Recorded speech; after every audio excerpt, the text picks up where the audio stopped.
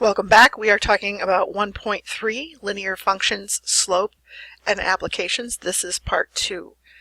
So just a quick reminder, slope is of a line is in the format of y equals mx plus b. The slope is m. Horizontal lines have a slope of 0. Vertical lines have a slope that is undefined. And don't tell me that it's 0 because it's not. We cannot divide by 0. If you look back at our formula, you can see that we have our formula says x1 minus x2 or x2 minus x1, whichever way you went about it. And since x1 and x2 are equal, that goes to 0, and so we cannot divide it. Slope is very practical applications, some of which, if you're over-the-road trucker, you know about the grade of a road. You know whether or not you need to start slowing down and putting on some brakes. The steepness of a ski slope or treadmill, the grade of a handicap ramp. You need to be able to actually climb that ramp with their wheelchair or whatever, so that it's not so steep that it becomes problematic. It becomes more of a handicap impairment instead of a solution. All right, so here is a real life example as of right now. The pragmatic example is the rate at which people in the U.S. are dying from COVID. So at the beginning of April, the leading cause of death in the United States was COVID-19. And it killed in one day, and those numbers are pretty continuous about that time, it killed over 2,730 people. If you're wondering about some of that information, I've given you the URL. You're welcome to go back and take a look at that and double check for yourself. The rate of death in the United States has been relatively linear since July 2nd to September 16th. On day 1, or July 7th, we found that there were 134,200 people had already passed away. And in September 16th, we saw 201,030 dead. So again, if you have questions about that, you can feel free to look up worldometers.info/coronavirus. If you want other websites as well, you are welcome to ask me for those. So in this case, we're going to use 1 and 134,200 and 71 and 201,030 for our 2 points. So how many people are dying in the U.S. on average every day right now from COVID-19? Well, we're going to plug these numbers in. And let's see here. Make certain I have my values here. I'm going to go ahead with since I prefer not having to deal with negative numbers if I can avoid it. So I'm going to go 201-030. And that is going to be a subtraction for 134,200 people. All right, so that's the difference in people that have passed on. Here's my 71. Here's my 1. Remember, I have to keep my pair together. So this 1 has to stay with the 134,200 and vice versa. All right, so the denominator, of course, is going to be super easy. So I'm going to go 70 there.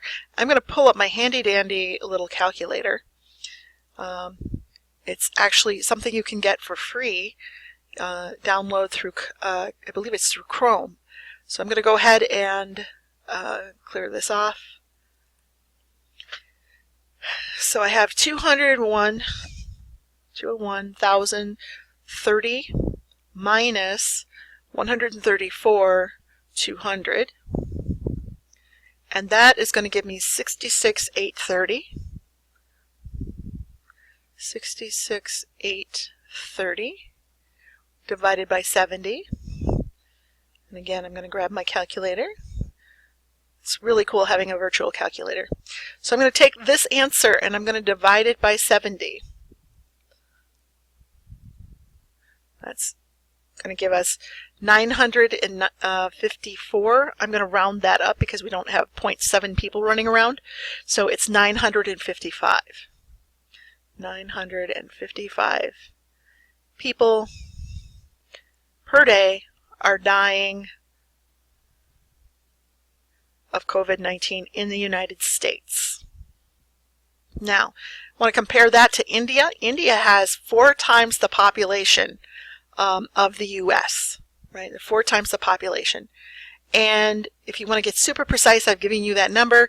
For the same period of time, from July 7th to the 16th of September, these are the values that they had. So I'm going to take and make this my number 1, right? My X1 and Y1, just because I can, right? It doesn't have to be, I can pick whichever one I want it to be. So X2, Y2. Now I just go ahead and plug those values in. I am going to have 82,091 minus 18,225, and then I'm going to have my 71 minus 1. So again, that's going to be a 70. Pull up my calculator. I'm going to have 82,091 minus 18225. All right, so I have 63,866.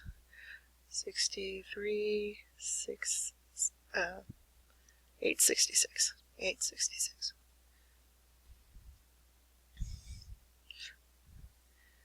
866. I'll double check that before I go too much further.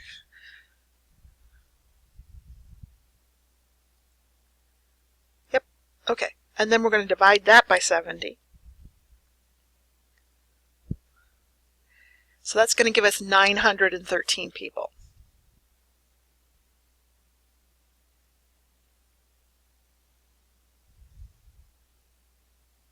So 913 people per day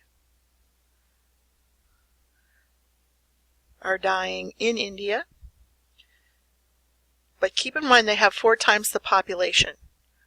So we're going to take that 913 and divide that by 4. I want to see how the U.S. would be doing if we were doing as well as India is doing in dealing with the pandemic.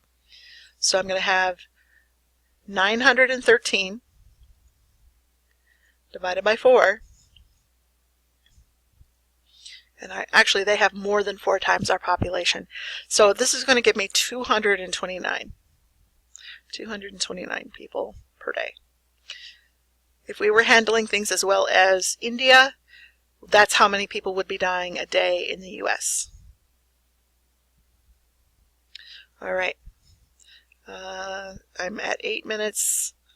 I want to super quick run through this. Slope-intercept form of the equation. We've already talked a fair amount of that.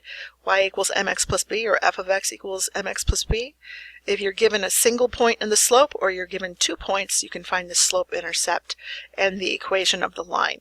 So in this case, we are going to solve for our y-intercept so we can have the equation of the line.